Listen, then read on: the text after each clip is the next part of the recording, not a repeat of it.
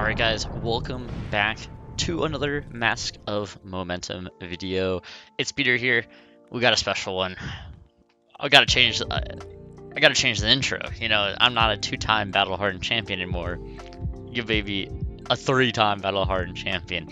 We're gonna go over a couple things today. Going over, you know, my LL list, like the story of the Battle Hardened, what I played against, what I won. It's pretty interesting. This one was Living Legend. One of my favorite formats of all time. I actually really prefer when formats are more powerful, right? I like it when it's more powerful when you're doing like kind of broken kind of things, and you're not ships in the night, but your decisions matter a lot more because you get punished for it a lot harder. I like formats like that, modern, legacy, vintage more often in like Magic terms. I like those stuff a lot more, and LO gives me that same feel to where I get to play cards that I used to play when I first started playing the game, back all the way in Crew and Monarch, and like that has gotten rotated out of CC or banned that are legal in that format. It's really fun to play. It's one of my favorite formats of all time, and it will probably continue to be one of my favorite formats, obviously. So first I would like to talk. I'm at 640 subscribers. 640 subscribers. Thank you everybody that is subscribed. Hopefully we can reach 1K. Hopefully by the end of this year. If not, sometime next year would be amazing. Just love all the support I've been getting. I know I sent a tweet out on my Twitter or X about the support I've gotten recently, and it was great seeing everybody at Worlds. There was dozens of people coming up to me, talking to me and other stuff like that. I signed multiple Kanos, multiple playbats, different kinds of playbats too. Like, it was great. Everybody, thank you for everybody that came up to me as well. I really appreciate it. Blessed to be in a position like this. Yeah, thank you everybody. Hope to keep making videos, keep winning tournaments and seeing everybody. It's just been a great place to be recently, and I appreciate all of you guys and girls. Okay, let's get into it. Okay, I obviously Boyd Kano. What else am I gonna play? It's one of my favorite deck of all time. Really bad in CC currently, unfortunately, but it is very good in this format. I have full power Kano with couple of new tools here from the last set. I want to go over one of, honestly, I think probably is the best deck in L currently, if you can play it to the max percentage. I only think there's about like 5-10 people in the world that could play Kano to the very top percentage, and even if you can't play it to the top percentage, I still think the deck is pretty good. Just does some insanely broken things in a format that everybody else is doing important things, which is pretty interesting. But let's go over the deck thing, and I'll talk about things that beat the deck, what is good into the deck as well, and maybe a couple cards I would change to move in the forward. There's definitely some things I've been thinking about for me to play at Chicago. I will be also at the LL Calling in Chicago. I hope to actually see everybody there. I'm really excited for them to doing more LL and higher level tournaments as well. I think it's a very good idea for the player base, for the older player base that has played with these cards and been around for a long time, to replay them again. I think this format's just super cool. All right, Kano. I got some normal stuff here. The normal layout, the tunic, the nodes, the hat, storm shutters, crucible. That hasn't changed. And then in equipment on the bottom as well, I have the Constellos for the Mirror and Icelander with the Waning Moon pairing for that. Got the Spellfire Cloak as well for the more fast matchups. A lot of the times, if I was going first, I was playing Tunic, but if I played against, Viscerai, Briar, anything like that, going second, I would be picking the Cloak, just because maybe going second, you don't have, the quantity of turns to get the Tunic off when you want it to be, so Spellfire Cloak always there. But I actually do prefer, playing Tunic in a lot of matchups. I actually think the block one of Tunic comes in handy so often playing Kano in any format that, like, I do just prefer playing the Tunic. Sometimes being just at 31 life. I used to say being at 16 life in Blitz was so much more impactful than being at 15 in Blitz as well, so I would always play Tunic unless, I really had to win the game in the first or second turn of the game. But average equipment layout, the same 8 usually that you'll always see. No Threadbar Tunic, Spellfire because of Kindle and Kindle lines. because Kindle is just such a good card. When you look at this deck, we have 33 blues, and everything else is going to be a spell or a draw to some kind. The only, basically, I want to break down this deck in a way to where you're playing, like, a fourth of your deck is a tome. That could potentially draw 2 cards, right? So we have the 9 Open the Floodgates, and we have the 3 Tome of Aetherwind and the 3 Tome of Fyendal. Obviously, the reason to play Kano in this format is because you do have 15 tomes, and the 6 tomes that are banned is going to be the Tome of Aetherwind and the Tome of Fyendal. Specifically, these 6 make the deck so much better. I would, obviously, that we see the historic downfall of Kano in CC, and that is because you don't have these tomes, you can't stack people, you can't reliably have a 0 or 1 cost option of drawing extra cards off the top of your library. It's just extremely hard to not be able to play with these cards in your deck, and it kind of really makes or breaks the deck. And playing with them this weekend, I believe that with the 6 tomes, your deck becomes a lot more skillful. I think it has a lot more skill expression when you have the additional tomes, the 0 and the 1 cost tomes, and you're allowing to put yourself in a position of hitting these things and really mathematically getting there in a lot of positions. And, you know, don't have that in CC anymore, but in LL, I think I will gain the 5, 6, 7% in every single matchup because I, am that good enough of a player on Kano, and I'm so excited that they're back. It feels like old Kano, like pre-Rosetta, like pre-heavy hitters, just like it feels like that a lot. Just the classic Kano playing tempo, playing pots to have better, bigger turns versus, the slower decks or like the aggro decks. And really picking your spots. It feels like that, and I really like it. So we got 15 tomes. It's a 1-4 basically to hit a tome in this deck, relative tome. But you're really a wildfire deck that you can play so many different combos in this deck, right? So you can do the classic combo of Wildfire Lesson Blazing. You can do the combo of Wildfire Spindle trying to hit something. The new combo of Wildfire Open the Floodgates to draw 2 cards. Basically, the only combo I wasn't doing unless I was forced to is you have a Tome of Fyendal or Tome of Aetherwind, and then triple blue, and then you have Wildfire. Unless you're really forced to pop off, that's not like a specific thing that I want to dedicatedly pop off on. But basically, if I have a Wildfire in Arsenal and I, have triple blue plus a Spindle, a Blazing, and Open the Floodgate, a Lesson to Lava, I'm going for it. I think really picking your spots in this format and being fine playing an endgame of. I think you have so many outs with 15 tomes on a Wildfire turn that it is just so good just to go for it. That if your opponent opens up 1 resource, no cards in hand, or they got 0 resources, 1 card in hand, and you assess that they don't have a blue in hand from how they play their turn, I think it is pretty good to go for it if you have any of those lineups, but it's pretty cool. So 15 tomes, have Spindle, Lessons of Lava is basically the only spells that you really cast outside of going for a combo. I actually did casting red or yellow Open the Floodgates on my own turn if my opponent let me. Because it does take a card, right? They can't let it. They have to AB 1 at least.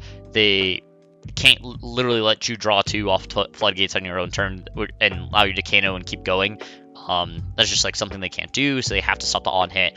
So you can still play a 2-card hand with Lesson, one of the floodgates, Spindle. Maybe you have to double a second Wildfire. You already have one in Arsenal.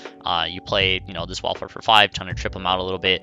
You can kill people from 36 plus. I'm never really worried about killing people from percentage, especially because you have so many extenders, right? The classic Kano math was 40, 36, 32, 28, 24, right? And so you really had to chip your opponent down. You were playing a lot of 2-card hands and stuff like that because you needed to get them down low enough. Even if they AB3 a Wildfire these days, you can, if you, double spell in the middle of them Blazing, they're dead at 30 something, right? So it's really just picking the spots in that order and trying to figure out from there. Got obviously have the 3 Blazing, and we are playing the Kindles.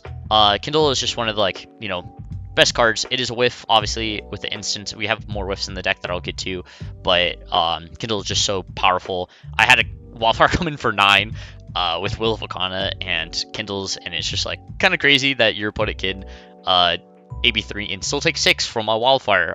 Yeah, it's just, it's insane. So that's, be the core of cards that I really play. 15 tomes, Lesson, Kindle, Blazing, Aether Wildfire, Spindle. Nothing super, surprising here. Just playing all the best cards that you can in Kano. I think the only thing is just like, yes, I do want to play 9 Open the Floodgates. It is that good. It just fits perfectly in the deck. You can cut all the bad cards in Kano and just play 9 Floodgates, and it's incredible. Here is going to be the more blue side. So I'm playing 33. So I got these 30 blues plus the extra 3 Open the Floodgates right here. I am playing both the Fables that you can play in the deck, the Eye of Ophidia and the Will of Arcana. Both of them extremely good in Kano. It's just premier what I want to be doing. And then I'm also playing the 3 energy potions. I'm never leaving my desk without 3 energy potions in Kano. It would be blasphemy if I ever did. And something that I actually got talked into to play is actually 3 Potion of Deja Vus. I was only thinking about playing 2 until I was basically sitting down putting the deck together, because I didn't have all the new cards for Kano, and Caleb or Majin Bay convinced me to play the 3rd Deja Vu potion, and Deja Vu was just so good for me the entire tournament, especially with 15 tomes. One of the best things you can do with Potion of Deja Vu is pitch, any of the tomes to it, and you have even more. I had my semifinal game of where I actually had 3 tomes in my hand in a blue, and I was able to Deja Vu 3 tomes back in and draw 6 cards on the same turn in my Aether Wildfire combo turn, and it was just disgusting. And I'm pretty sure that person was dead if he was at 40 through AB3 multiple times on the turn. It was just crazy. Deja Vu allows you to do that if you draw your power cards, because realistically in this deck, you have 15 tomes, so you're going to draw 0 to 2 tomes per hand. You're probably going to draw 1, and you have to block with a couple. So Deja Vu is like, if you play Deja Vu on the turn before and you draw 2 tomes, and you have a Wildfire in Arsenal, you're just going off. It is, the percentage of you missing is pretty low. So with drawing 4+ cards on your turn, plus Ragamuffins, plus Gindle or something like that, it is pretty crazy. The lines in this deck is good. So I think Deja Vu, incredible in this deck. Definitely will play 3 going forward. And I have some normal stuff. I have the Aether Arc, very good. Playing Aether Flare, kind of undecided if I need to play Aether Flare anymore, or if it should just be a Zat. But Aether Flare was pretty good for me in the games. But it is weird because Aether Flare is such a good card. Blue Aether Flare is such a good card that it's actually crazy that I don't actually play red Aether Flare anymore, because the deck is just kind of like a pure combo deck that doesn't really need a card like red Aether Flare anymore. Blue is almost on the chopping block for blues at this point. So actually decided to go with 3 Arcane Twinning. I couldn't find more Pop the Bubbles. I think it would be fine if I did or did not play it, but after playing the entire tournament and knowing how many Rune Blades that I did play against, I definitely would play 3 Pop the Bubble. I just mixed the switch, 1 Arcane Twinning, 3 Pop the Bubble. Decided not to go with Clarity Potion, which a lot of people were playing as an extra 1 of, which is why there's a random 1 Pop the Bubble here. I am just not a fan of Clarity Potion. I think you have to play Clarity Potion in CC currently because the deck is bad. And the deck isn't as powerful, and in LL the deck is crazy. The deck, it has so many powerful cards that you can play in it. You don't need the Clarity Potions to try to have such an insane turn, when on average I'm already having an insane turn without it. I don't need the extra setup as all. I just need these 6 potions. I would switch, having 3 Pop the Bubble, only 2 Twinnings if I had to play this tournament again, or I was a little bit more prepared than me just bringing a pile of cards that was on my desk. And then 3 Destructive the Tides. Blue CNC for Wizard, obviously very good. Always going to play this. One of the best zaps in the game. Also good zaps. Blue Prognosticate, incredible. One of the best zaps in the game. And then Blue Overflow the Aetherwell is basically one of the best zaps as well. If on your Wildfire turn, this turns from a 0 for 1 into a basically a -1 resource deal, 4 or 5 damage, which is incredible. Very good chain extender on combo turns. Basically just going wildfire, overflow, any spell in the middle, blazing, will get you over 30. This is incredible blue for Kano. Is the overflow, and then obviously the best blue in Kano is just Gaze the Ages. The card's incredible. Like, I would play 33 if I could play 33. So yeah. And then Will of Akana actually really overperformed. This card's just insane to think about. Also pairs really well with Potion of Deja Vu, pitching Arcana or Eye of Ophidia and then putting it back on top of Deja Vu and then re-pitching it is insane. I think I had a turn to where I had Tome and Will of Akana and a Deja Vu, and I was able to pitch Will twice in the same turn to get amp 2 off of just pitching a blue. Like, it's incredible. Worth the whiff slot. It's worth worth the whiff. Same thing with Eye of Ophidia. Pitching either of these cards makes your percentage just go up so significantly that I think having the whiff is good, is perfectly fine. Same thing with Kindle. Have 5 whiffs in the deck out of 60 is pretty scary, but I think the cards are just so good and so high powered that I'm allowed to, it's a 5 out of 60, right? It's like actually just not that bad, like, percentage to hit, not insanely likely as well. You're not taking a lot of blind hits in Kano anymore, and when you're doing it, like, even when you're taking a blind hit, you have a lot of agency to, Ragmuffin's Hat to draw it, and you have a lot of extra resources because you're drawing so many cards with Open the Floodgates, and these tomes in this version that it's fine to whiff one time. You can usually just play through it a lot of the time. I've definitely won games where my first 3 Kanos were 2 Kindles and a Will or an Eye, and I think it's perfectly fine. Then we're looking at the sideboard here. I have some weird stuff. I was pretty undecided what I wanted to play in my sideboard. What really mattered in LL. The main 60 of this deck is insane.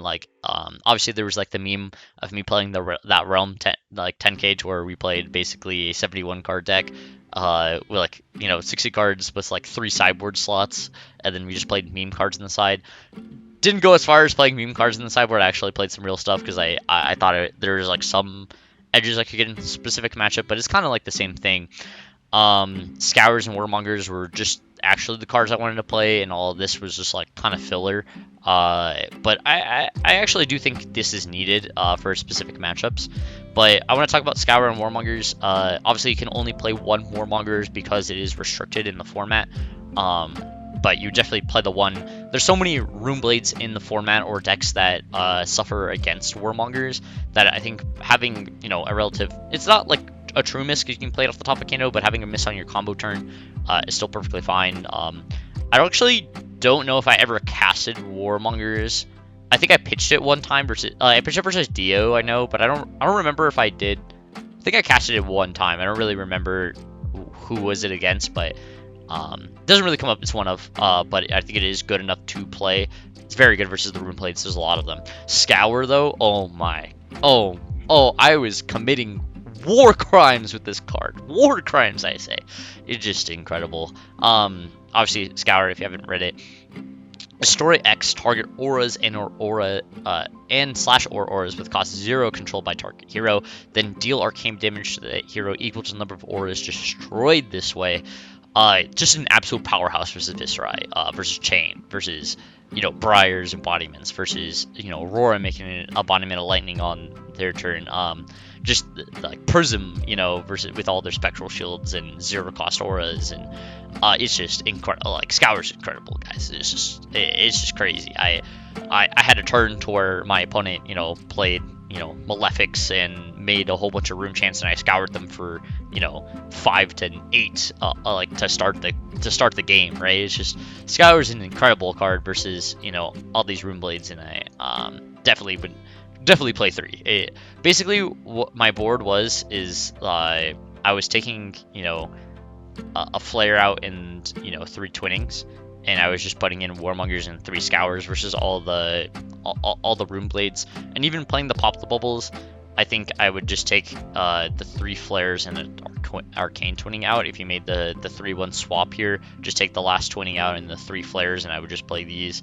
It's just so good. Kind of the reason why I want to play more pops is just the power of Scour. Like, your opponent sets up this huge board and just goes, okay, I'm gonna do 36 plus to you next turn, and you're just like, yeah, actually I'm going to destroy 10 points of damage from your board and deal significant amount of damage to you. It's just incredible card versus Viserai especially, which is one of the best decks in the format, I believe. And then we're gonna look at these. Just playing the one of Nourishing. Did not want to commit to playing like the Wounded Bulls and everything like that. I didn't know if I would need it versus Iyslander, and didn't really want to bring the Bulls in versus the Kano Mirror. I still think is very good if I was playing it in CC and other stuff, but I think the deck is powerful enough in LL to where I don't need to try to play a game like that. So I just played the one Nourishing Emptiness. And then Iyslander is in this format, and I usually do like playing like 9 attacks versus Iyslander, but I was kind of worried that because Kano is good, I wanted to play the spells into the Kano Mirror instead, which I personally think the Bulls are better versus Iyslander, but they're worse in the Kano Mirror. And then the spells are better in the Mirror, but worse versus Iyslander. But I think the spells are good enough in Iyslander and Kano. It is better. Spells are better versus Iyslander and Kano, but Bulls are worse in the Mirror. So I'd rather just play the spells more often. And Nourishing was good. I played against one Prism, and I actually popped a Herald with Nourishing, and it ended their turn because they had the AB boots instead of the footsteps, and it was incredible. So it was good. Nourishing is a good card. I would always play it. It's good in the Mirror, good versus Iyslander, good versus. I would bring the one up versus like any of the Prism decks. It is pretty good. Arcane Aether Quickening probably could be Eternal Inferno. I'm only really bringing this card in versus Iyslander and Kano, so it's not like both of those decks are like just not gonna not block.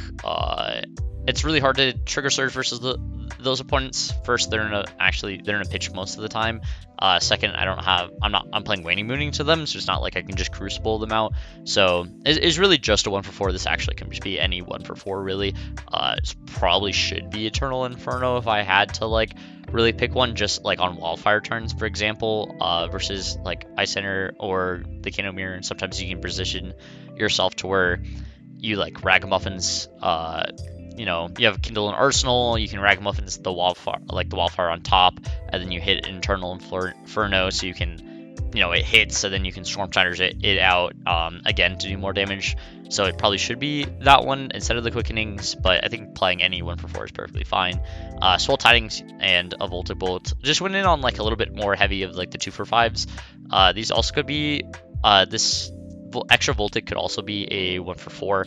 I think the Swell Tidings and the Voltic Bolts are better versus Iyslander, but they're worse versus Kano, where I want the 1-for-4s. But they're all kind of the same. They'd still do big arcane damage to try to chip your wizard opponent out, for them to go down on cards, really punish them for drawing multiple red hands, and then try to burn them out and naturally, and then mini combo, or just kind of get them when they're on low resources. Or they go all in on you, and then you can, beat them on their turn when they have no AB anymore, because they didn't have enough damage to kill you. That's basically what it in.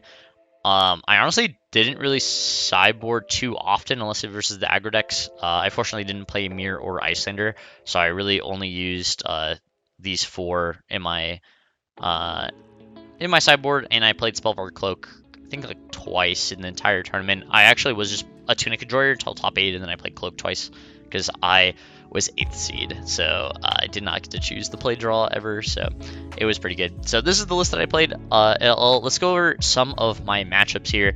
Obviously, Battlehardened Osaka, 8 total wins, getting plus 49 ELO, which is pretty good, with 48 XP gained.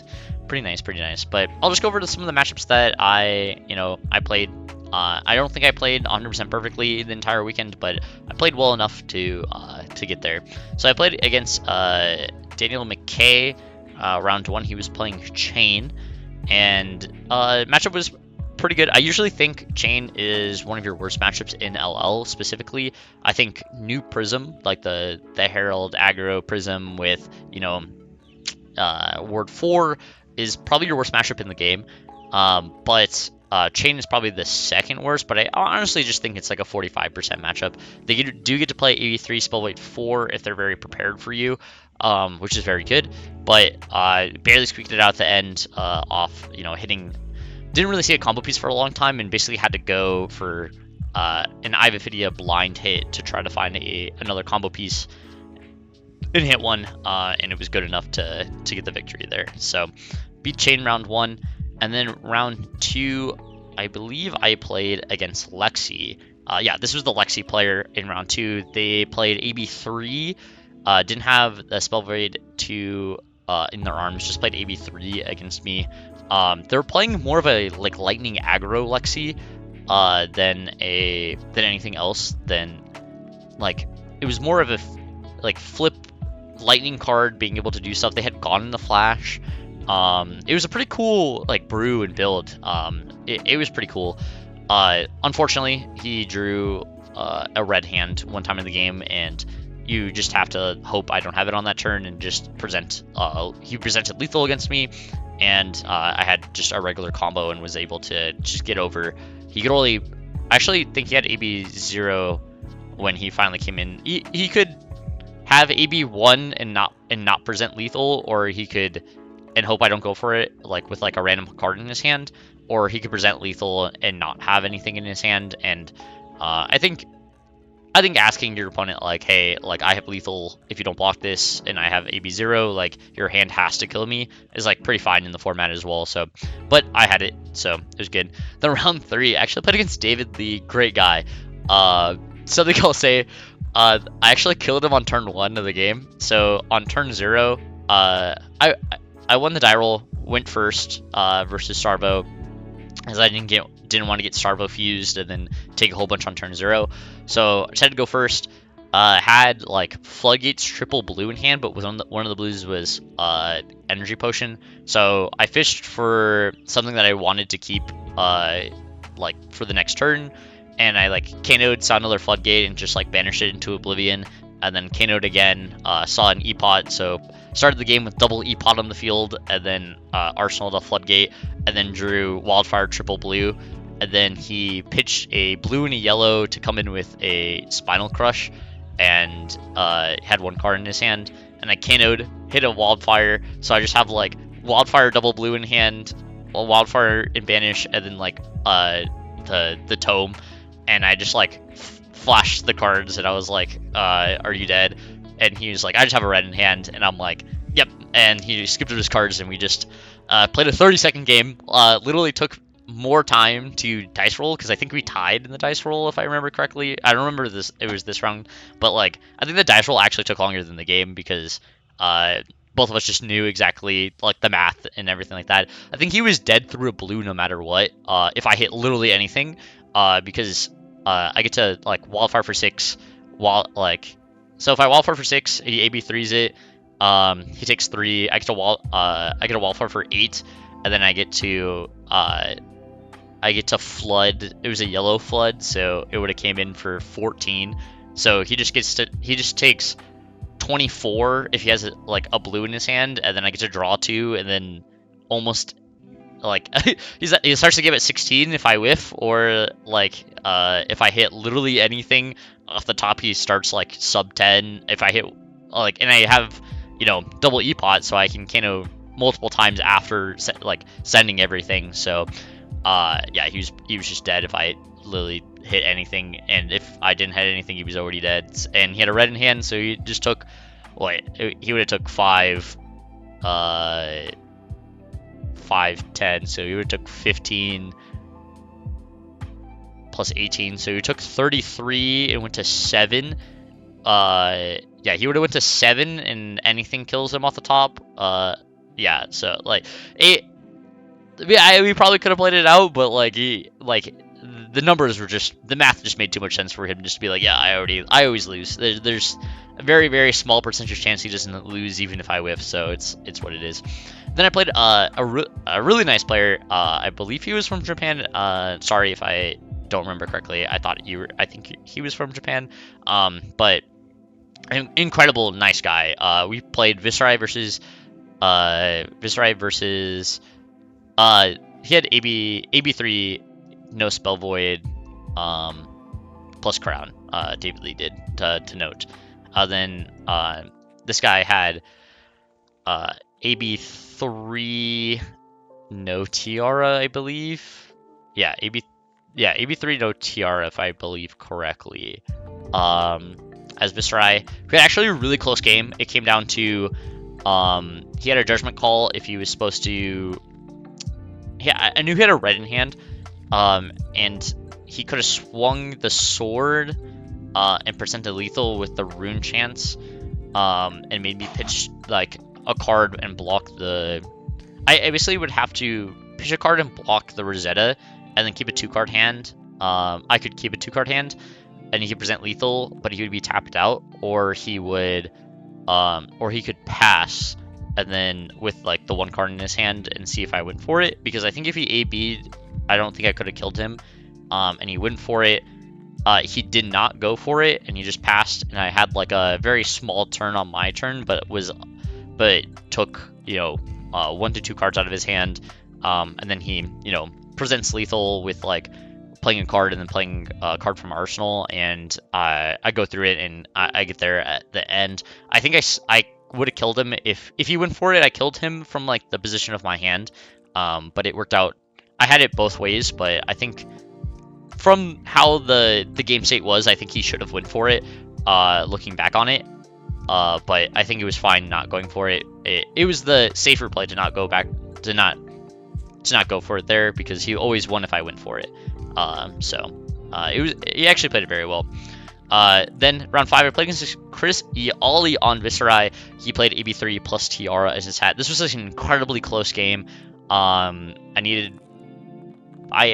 wildfired and like hit flood 2 or 3 times, but I kept drawing like yellow blue. So every time I hit the flood, I didn't like gain a resource. If I hit double blue, I just went net equal, and then I drew a double red and wasn't able to go for it basically. So needed 1 more resource to be able to Kano plus play blazing, or Kano twice, or do something, and narrowly lost this game. It was a really close game. Chris, one of the best SoCal, it probably is the best SoCal player, and really respect him. Lost this one, and then I played against Francesco. I'm butchering this name. I'm sorry. This guy's really good. I know he's one of the best European players of all time, honestly, in my opinion. He was playing Prism, OG Prism. Something about Prism and LL is that I think new Prism that's playing full Heralds is really, really, really good against Kano. But the secret is that old OG Prism that is playing an aura package, that is mostly playing auras, and even you'd be like, oh, but Genesis, I can never clear it from the table. If you spend 4 resources to play an aura against Kano, and pass, I will take that over double harrowing every day of the week. Which is why OG Prism is actually really good for Kano, because they don't do anything. They play 4. Like, they play a 0-cost aura, or they play a 4-cost aura. They maybe send, 1 herald at you, max 2, and it's just like, but if it hits, it just goes to their soul, and then they have to pay 2 resources to make a spectral shield, and that doesn't really do much against, like, it is so much easier to play against OG Prism than it is to play against new Prism as Kano. Especially because my deck is just so much better than it was back in PT1. Like, back in PT1, I thought Prism was, like, by far the worst matchup for Kano, and it really was. But now, I think, it actually isn't that bad because of, player skill going up and understanding the matchup more. I think, actually, Kano was very favored into, like, 55-60% into OG Prism, and I think you're like 30% into New Prism. But I still think OG Prism is the better of the two. I think you have a better Starvo matchup as OG Prism. I think you have a better, normal aggro deck matchup as OG Prism. It punishes people a lot more. You're better into Oldhim and stuff like that as OG Prism. So I'd rather play OG Prism than New Prism in this format, but New Prism is slightly better into Kano, but I think you lose a lot more percentages versus everything else in the format. But back to my point, this was the actual game where he was playing AB3, hat, arms, and boots, and then he had the Ward 1 and period fracture, like the Herald 1 chess piece that was actually pretty interesting because he hit me with a Herald, and then he activated hero ability, and then in response to his hero ability actually killed him, so he didn't have the spectral shield. I was kind of I didn't want to really go for it, but I hit like a combo piece off the top. Had another I had Wildfire in Arsenal. I think like I forgot what red I had in hand, and like triple blue, and I hit another red off the top because I was kind of fishing. Didn't really want to 100% go for it, but if I hit something good off the top, then it was good enough to go for it. And then I hit, I believe Blazing. Well, it was Blazing or another red card off the top, and I was like, well, this is, he doesn't have a lot of resources, and this would just kill him most likely, or put him low enough to where I was very comfortable playing the game, because I think I was at like 16. So I killed him through that. I had an Urshing that popped one of his heralds, and he attempted to pitch to Footsteps, and then realized he didn't have Footsteps, and then passed his turn. So I IP'd I think I IP'd 2'd him, and I was like, that was really good. So pretty fun game. I think it was like 2-3 turns long. I think the trigger was pulled very early. And then round 7, I played against Xavier, really nice guy, pillar of the JP scene. It was just really good talking to him the entire weekend. Great competitor. On Oldhim, I actually messed up my stack in Swiss. I thought I Kano'd one too many times to get to my stack early, so I had one less blue in my hand. And how my stack was I had to like use my E-pots to get further into the stack to be able to draw off the tomes that I was stacking at the beginning. And then I thought my stack was yellow tome, wildfire, blue, and I was going to banish the top, hit the yellow tome, draw the wildfire and the blue. I could Kano again, Ragamuffin's hat the wildfire on top, banish the wildfire, and then cast a tome later, cast the tome and draw the blues. But unfortunately, I kind of messed up I messed up the stack, and then the wildfire was on top, but I didn't have enough resources to like Kano and cast the one cost tome with like how my hand was. So I had to do some really weird really weird manipulation, and I just decided that the best line I could take in that part of my stack. So the other tome that I had wasn't like an actual tome; it was a floodgates. So my plan was to draw the resources so I could wildfire, and then it would pretty much always hit, and then I could floodgates and then draw the 2 blues, and then like the stack down the line would always kill him. So, but the tome was floodgates instead of an actual tome, so I need the wildfire to hit. So I came in my wildfire in for 9. I had like a Will of Arcana to like amp and like a Kindle and like all this stuff in the stack. But I got Oasis wall-grounded AB3'd, and he had one floating, and I wasn't able to, and he had one floating left, so he could AB1 the floodgates. So I couldn't even like Metacarpus notes the floodgates and then draw the 2 and then keep going. So it kind of like stopped my stack, but that was honestly on me for misstacking it. If I stack it the other way, I always win the game because I just double wildfire in response to the him activating, like casting the Oasis on the wildfire and then wall grounding. I could like respond with the second wildfire, and then he could only AB1 the wildfire, and then the second wildfire would get additional buffs, and then would hit him as well, and then the floodgates would hit him, and then I would draw 2, and then my double blazing that was already banished would also kill him. So it was just kind of unfortunate. I threw that game pretty heavily by misremembering the stack, or I thought I stacked it correctly, did not stack it correctly. That's on me. So lost to Oldham, which I think is like a 90% matchup. He was playing CYB Oldham. I think it's just like 90% for Kano. If you don't, I think the 10% is literally the Kano for getting his stack. So lost that one, but I lost this round and the very last round, and was thankfully was a little bit smaller of a battle hardened, so I could go 5-2 into 8th place, and had to replay Chris Yali because he went 6-0 in Swiss, 7-0 in Swiss, and was allowed to play him. And he got to pick the play, which I think is correct. But I had a Scour in my hand and basically got to negate his entire first turn. I think he went like Malefic, become the Arc Knight, like play Read the Runes Arsenal card, and I like didn't even Kano. I just like casted Scour for X equals like 5. Well, like X equals 5 or 6, destroy his entire board, and then like deal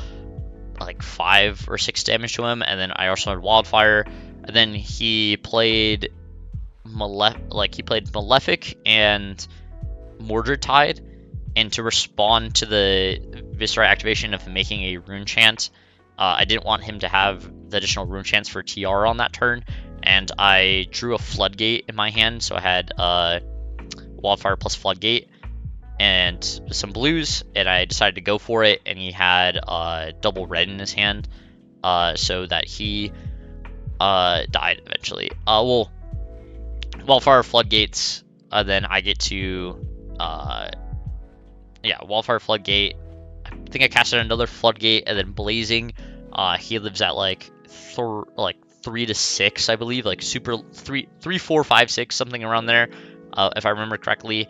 And then I eventually get there, and I'm at like 24, 25, after getting attacked from like his arsenal. And so it was pretty much over from that position. I just had to play around the Tiara correctly, chip him down if I got like the big spells in hand, because he can only really AB3, and if I hit like 2 wildfires kills him, maybe a couple other spells like a multi-spell kills him. So it was pretty good. I got lucky there as well. Made the correct read that he didn't have a lot of resources in hand, because he didn't pitch for the Scour. Because if he had just double blue in his hand, I think saving 3 life on the Scour was correct. So I went with the Judgment Call, got there. Then I played against David. I don't know how to say the last name. I'm sorry. This is a blue pitch member. It was actually really funny to talk to him, because he knew like the couple of the maths for Kano, because he knew that starting at 36 he was just dead, because he was playing Dio, and we were laughing beforehand, and I was like, do you have Spell Void? And like obviously I'm gonna see it when he like flips up his stuff, and he was like maybe, or like no, and like he flips it up, it just has AB3, no Spell Void as Dio. A lot closer than I thought. I actually had a Epot and a Deja Vu out in this game with Wildfire in my arsenal, and I draw Red Tome, Blue Floodgate, another blue, and I basically get to go for it and cast Aether Wildfire. I get to cast Wildfire, banishing. I did like a cool trick to where I pitched my entire hand. I was able to pitch my entire hand and Kano enough times. Like Kano 3 times with 1 floating, banish the Red Tome, the Floodgate, with the triple Kano activation on the stack with the Deja Vu potion, putting them back on top, and then I was able to Red Tome, draw the last blue, and actually drew another blue, so I got to have that, and then I can come in with Wildfire for 6. He could only, I think, I remember if he AB2 or AB3 the Wildfire, but then he had no more resources. And then I got to, Blue Floodgate. I think I Blue Floodgated again, and then I think I hit like my blue what is this card? Overflow. Yeah, blue overflow, and then had a blazing, then drew blazing off one of the floodgates, and was able to, you know, pitch my entire hand, rack muffins, and come in with a 0 for 1 in a blazing for like. I think he was dead by like 200 or something like that. It was kind of crazy. It was a very crazy turn. Deja vu allows you to do something like that, and I also hit pretty well.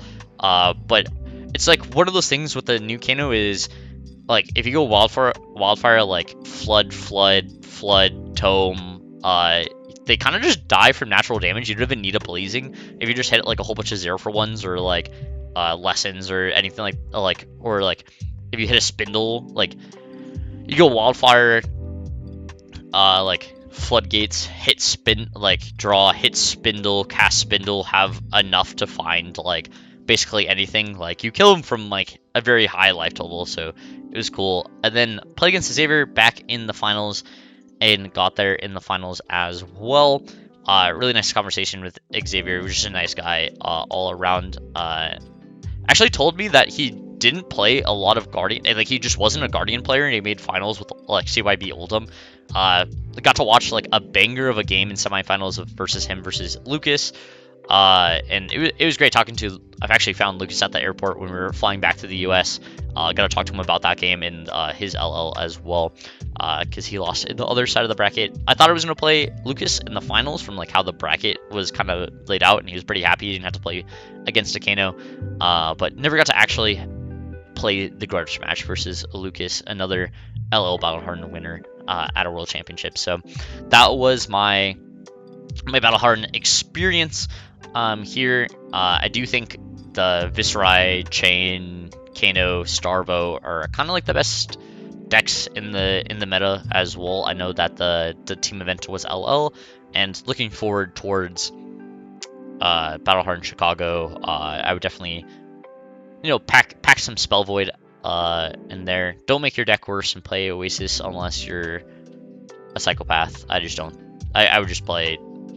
I think you should respect Kano in this format. I think it is the best deck, but just don't play against me. Thank you. But that's going to be my little deck tech and explaining what I went through in the LL Battle Harden that I won. This has been your 3-time Battle Harden champion. Signing off. See you guys in the next episode.